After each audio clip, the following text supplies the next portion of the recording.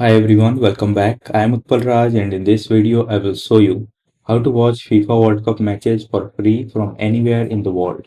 So depending on your country, FIFA World Cup matches may only be available through paid streaming services. However, some countries have official broadcaster that streams the tournament for completely free. And one of the best options is Australia's SBS platform that offers free live streaming of FIFA World Cup matches, and if it is unavailable in your country and you cannot watch it on browser directly, then you can connect to Australia location with a VPN. So to watch it for free, just download any free VPN app on your device that allow you to connect to Australia location. After this, open that VPN and click on server location. Now find Australia option and click on it.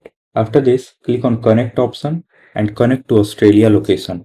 Once you connect to Australia, just open any browser on your device and search for SBS. After this, click on this live TV option and just click on watch live whenever you see FIFA World Cup matches. Now you may need to log in or create an account to watch live matches. So if you have account, then select sign in option or click on create account, fill all the details, verify with your email, and after creating your account, just click on sign in option, sign in with your account and start watching the match for free. So that's how you can watch live FIFA matches for free.